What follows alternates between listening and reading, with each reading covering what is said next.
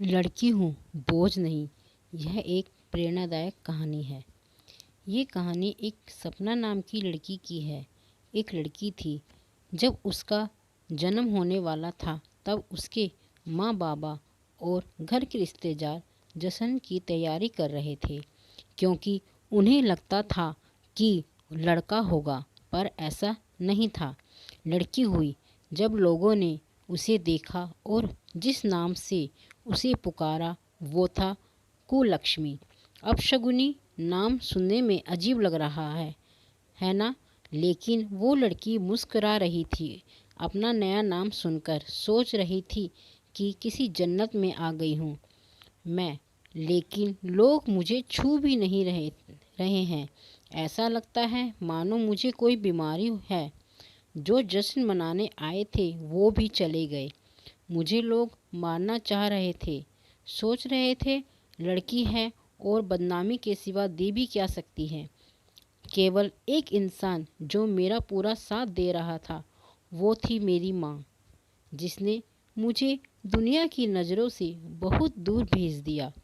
दुनिया की नज़रों में तो मैं मर चुकी थी, लेकिन मैं तो अनाथालय में थी। मेरा भरा पूरा परिवार था, लेकिन फिर भी मैं अनाथालय में थी। कितना अजीब है ना? ऐसा कोई दिन नहीं जाता था जब मेरी माँ मुझे मिलने ना आती हो और मुझे दूध ना पिलाती हो।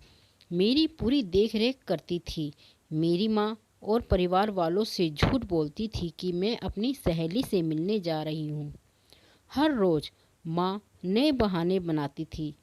एक दिन मुझे तेज बुखार हो गया और उस दिन माँ पूरे दिन मेरे साथ ही रही और मुझे सुलाकर ही वापस घर गई। पापा ने पूछा कि इतनी देर कैसे हो गई, तो वो बोली कि मेरी सहेली की तबीयत खराब थी और मैं उसकी मदद करा रही थी।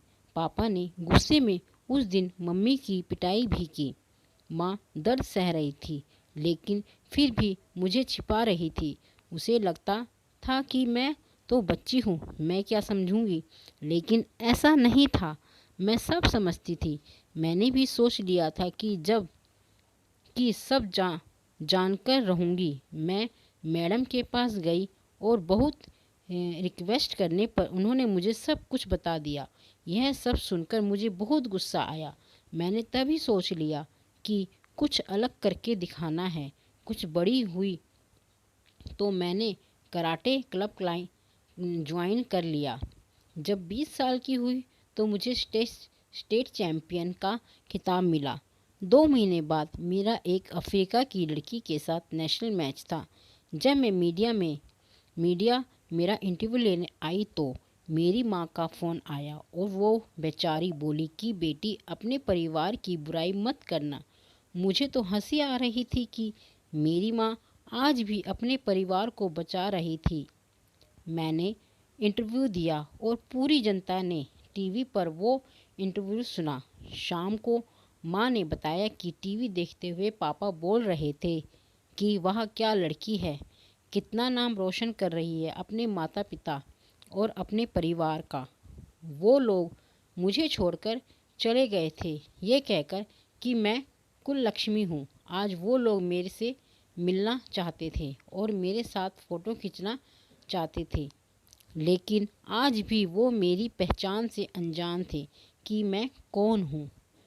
ठीक 2 महीने बाद नेशनल चैम्पियन का मैच हुआ और वो सभी मुझे देखने आए थे। बहुत सारे लोग मैच देखने आए। मेरी नज़रें उस भीड़ में अपने परिवार को तलाश रही थी। दूर भीड़ में मुझे मेरा परिवार नज़र आया।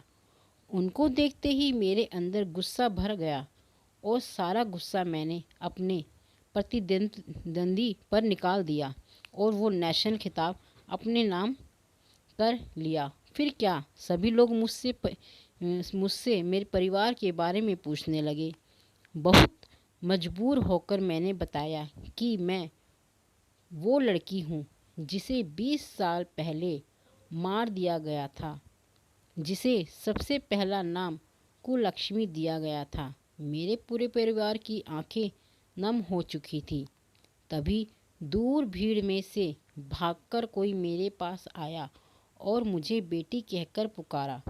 ये सब मानो मेरे लिए कोई सपना जैसा था।